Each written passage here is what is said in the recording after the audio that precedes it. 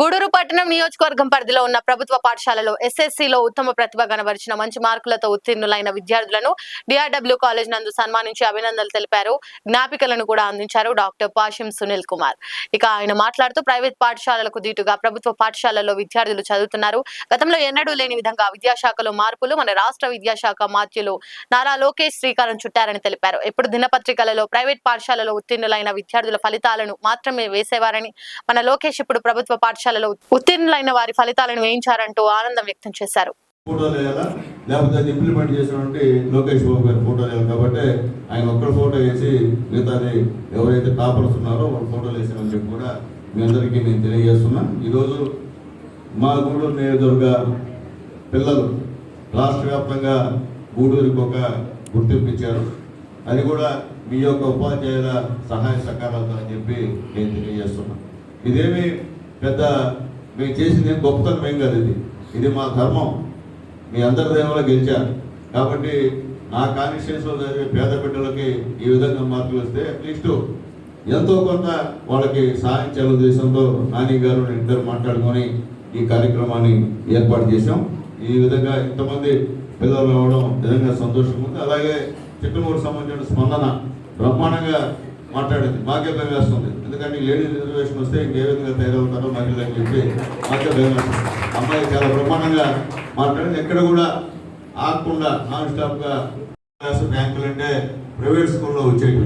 ఎందుకంటే వాళ్ళంతా వేరే ప్రయాసాలతో అక్కడ తల్లిదండ్రులు చదివించేవాళ్ళు, అక్కడ వాళ్ళు మార్పులు తెచ్చుకునేవాళ్ళు. కానీ ఫస్ట్ టైం నారా లోకేష్ బాబు గారు విద్యాశాఖ మంత్రి అయిన తర్వాత ఈరోజు మార్పులు వచ్చాయంటే ప్రైవేట్ స్కూల్ వారికి, ఈ యొక్క ప్రైవేట్ స్కూల్ కన్నా గవర్నమెంట్ స్కూల్లో చదివేటువంటి విద్యార్థులకే ఈరోజు ఎక్కువ మార్కులు వచ్చాయని చెప్పి కూడా నేను తెలియజేస్తున్నా. మీకు కూడా తెలుసు, గతంలో ఎప్పుడు లేదు ఒక చరిత్ర, భారతదేశ విద్యా వ్యవస్థలోనే ఇది ఒక పెద్ద చరిత్ర అని చెప్పి నేను తెలియజేస్తున్నా. ఆ చరిత్రని రాసింది నారా లోకేష్ బాబు గారు అని చెప్పి నేను తెలియజేస్తున్నా. ఎందుకంటే ఒప్పుకోవాలా, పనిచేసే మంత్రులని ఒప్పుకోవాలి, తప్పదు.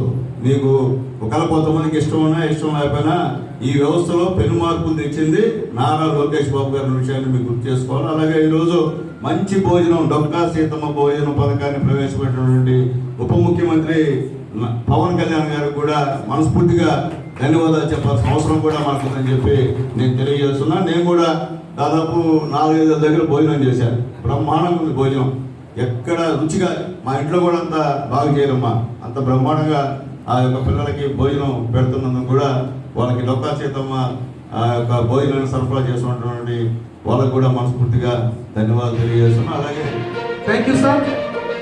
విజ్ఞప్తి రెడీగా ఉండాలి, వేచి మాత్రం రావాలి.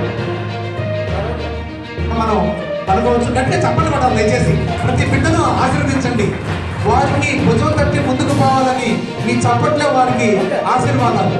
Thank you madam. ఉపాధ్యాయులు అందరికీ కూడా ఈ సందర్భంగా అభినందన తెలియజేస్తున్నాం.